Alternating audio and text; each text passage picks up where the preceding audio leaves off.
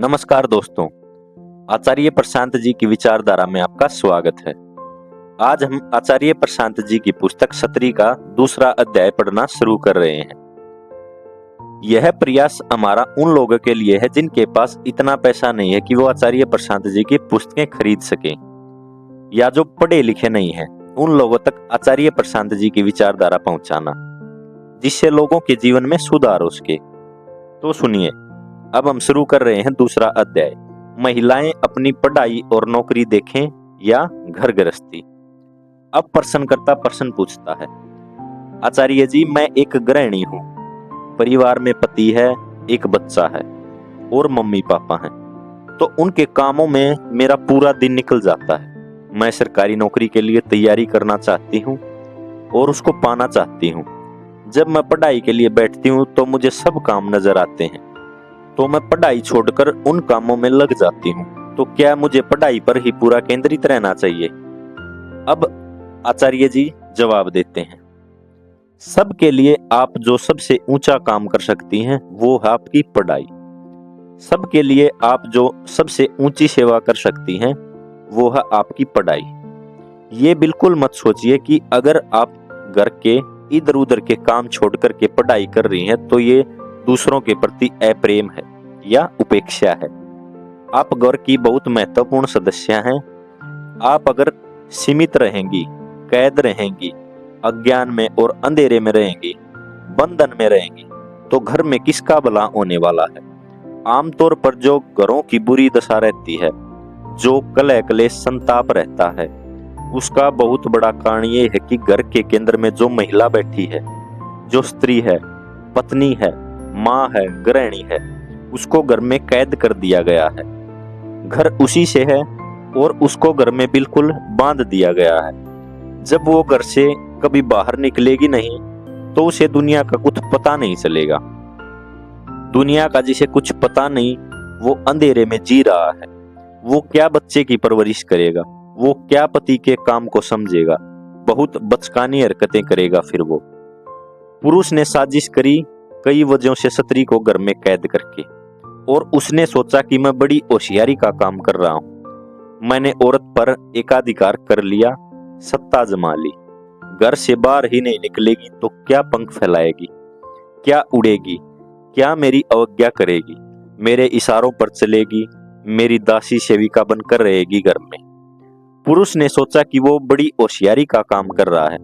उस पगले को समझ ही नहीं आया कि स्त्री घर की दूरी है, घर का केंद्र है।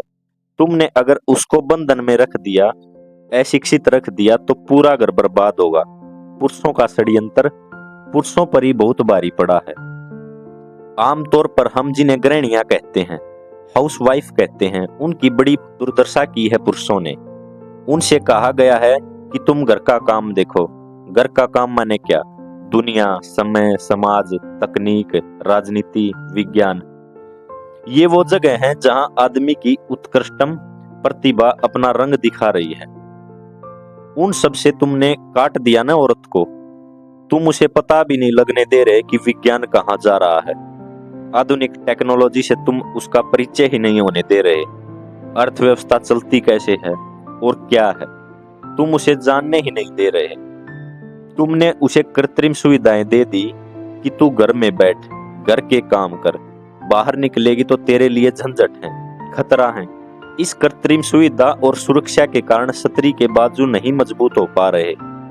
जब तक धूप नहीं झेलेगी, सड़क पर ठोकरें नहीं खाएगी, दुनिया की चुनौतियां नहीं स्वीकार करेगी, स्त्री की मांसपेशियां सबल कैसे होंगी? नहीं होंगी ना। तो वो कोमल कोमल ही रह गई। धूप में नहीं निकली तो गोरी गोरी ही रह गई। कोमल, गोरी और मुलायम गृहिणी ये पुरुष के भोग के लिए अति उत्तम है, पर बड़ा दुखद जीवन बिताती है। खुद भी बहुत दुख में रहती है और अपने साथ परिवार को भी डुबाती है। आप देखते नहीं हैं, दिन भर टीवी में जो कार्यक्रम आते हैं, जो खास तौर पर गृहिणियों को लक्ष्य करके बनाए गए होते हैं, वो किस श्रेणी के होते हैं और उनमें कितनी बुद्धिमत्ता और गुणवत्ता होती है। सुबह 10 बजे से शाम के 6 बजे के बीच टीवी में जो सामग्री आती है वो किसके लिए आती है? गृहिणियों के लिए आती है वो। और देखो वो कैसी रहती हैं, किस कोटि की रहती हैं। उसमें मसले कैसे रहते हैं बोलो, उनमें किन विषयों को उठाया गया है। अब प्रश्नकर्ता कहता है पारिवारिक कलह क्लेश। अब आचार्य जी बताते हैं वो भी किस तल का, पारिवारिक कलह क्लेश भी किस तल का, एकदम ही घटिया तल की न। आदमी ने षड्यंत्र कर करके स्त्री को उस तल पर बांध दिया है। ये पुरुष की साजिश है। इस साजिश के केंद्र में पुरुष की असुरक्षा है और पुरुष की काम वासना है। तो उसने साजिश करी कि औरत को घर में कैद कर लूं ताकि उस पर सर्वाधिकार रहे। बिल्कुल गूंगी गुड़िया बना दिया उसको डंब, और सोचा कि इसमें नुकसान तो सिर्फ औरत का है बेचारी का। उसे पता भी नहीं चला कि घर की आत्मा है स्त्री। और तुमने उसको अगर गूंगी गुड़िया बना दिया, घर में कैद कर लिया, तो तुम्हारा पूरा घर पतन में गिरेगा। यही तर्क दिया जाता है ना, जानू तुम्हें काम करने की क्या जरूरत है, हम हैं तो भाई काम करने के मजे तुम अकेले ही ले लोगे। काम क्या सिर्फ पैसे कमाने के लिए किया जाता है? जानते नहीं हो क्या कि काम ही व्यक्ति का निर्माण करता है। कल हम बात कर रहे थे न कि क्रिया तो जीव भी कर लेते हैं, क्रिया तो सब पशु इत्यादि भी कर लेते हैं। मनुष्य पशुओं से कैसे अलग है? वो काम करता है, वो कर्म करता है। दैनिक क्रियाएं, खाना पीना, प्रजनन, सोना उठना, ये सब तो पशु भी करते हैं। आदमी और पशुओं में अंतर क्या है? आदमी कर्म करता है, आदमी को मुक्ति चाहिए। तुमने स्त्री से कर्म का अधिकार ही छीन लिया। तुमने स्त्री से कह दिया तेरा कर्म है तू रसोई साफ रख, तू बिस्तर बिछा, तू पोतड़े दो और फिर टीवी देख, ये तीनों निपटा ले फिर टीवी देख। तुमने स्त्री को ठीक से इंसान भी नहीं रहने दिया, बड़ा शोषण किया। और ये बात बच्चियों में बचपन से ही डाल दी जाती है कि तुम्हारा काम है दूसरों की सेवा करना। यहाँ बगल में काम चल रहा था, मजदूर थे। मैं देखता था कि एक लड़की आती थी बहुत छोटी, 4-6 माह की होगी, और वो गोद में उठाए उठाए घूमती थी अपने छोटे भाई को। बहुत कम लड़के होते हैं जो ये काम करते हैं। लड़कियों में ये भावना बचपन से ही डाल दी जाती है कि तुम्हारी जिंदगी तो दूसरों के लिए है। वो 4-5 साल की है, उसे ठीक से उठ भी नहीं रहा, वो 6 महीने का बच्चा, पर वो उसे उठाए उठाए घूम रही है। और स्त्री के अहंकार को सेवा से बांधा जाता है। उससे कहा जाता है कि तुम बहुत अच्छी लड़की हो अगर तुम दूसरों के लिए जीती हो। स्त्री को तो ठीक से स्वार्थी होने का हक भी नहीं दिया जाता, उसको गौरवान्वित किया जाता है। उससे कहा जाता है देखो तुम दूसरों के लिए तो जी रही हो ना, इसी में तो तुम्हारी महिमा है। यही तो नारी का गौरव है, दूसरों के लिए जीना। दूसरों के लिए तो तब जियोगे ना जब पहले तुम खुद कुछ रहोगे। बहुत अच्छी बात है दूसरों के लिए जीना, मैं पूरा समर्थन करता हूँ दूसरों के लिए जीने का। लेकिन अगर हम ही कुछ नहीं हैं तो हम दूसरों को क्या दे सकते हैं? औरत को कुछ बन तो जाने दो, फिर वो दूसरों की सेवा करेगी ना। तुम उसे बनने ही नहीं दे रहे कुछ, और उसके भीतर ये बात घुसेड़ दी है कि जीवन की सार्थकता तो इसी में है कि इसकी सेवा कर, उसके लिए कुछ कर दो। बच्चों को भी आप ज्यादा कुछ नहीं दे पाएंगी अगर सबसे पहले आपने अपना निर्माण नहीं किया। अपना तो निर्माण करिए ना, वो आपका प्रथम दायित्व है। फिर कहता हूं दूसरों को कुछ देना, दूसरों की सेवा करना भली बात है, लेकिन प्रथम दायित्व आपका अपने प्रति है। आप कुछ नहीं हैं तो आप दूसरों को क्या देंगी? अच्छा मैं यहाँ बैठा हूँ, मैं कहूँ कि यहाँ जितने लोग बैठे हैं मैं उनकी सेवा करूंगा, और मेरे पास कुछ हो ही न आपको बता पाने के लिए, कह पाने के लिए, फिर क्या होगा? आज हम गीता के 8वें अध्याय पर बात कर रहे हैं। मैं कहूँ कि मुझे सबकी सेवा करनी है, और सेवा के चक्कर में मैं 8वां अध्याय पढ़ूं भी नहीं, बस आपके सामने आकर बैठ जाऊं।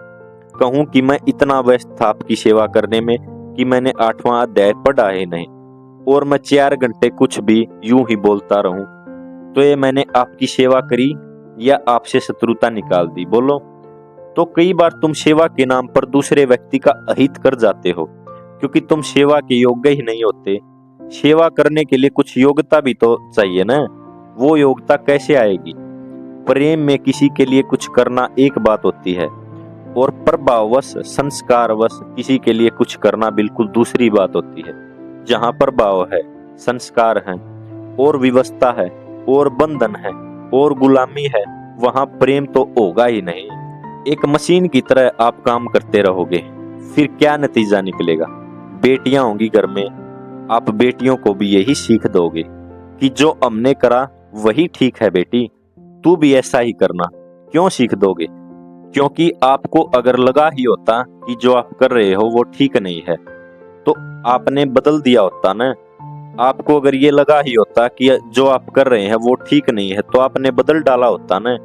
और ऐसा भी होता है कि कुछ कर डालो जिंदगी भर, तो फिर उसको गलत मानते हुए अहंकार को भी चोट लगती है।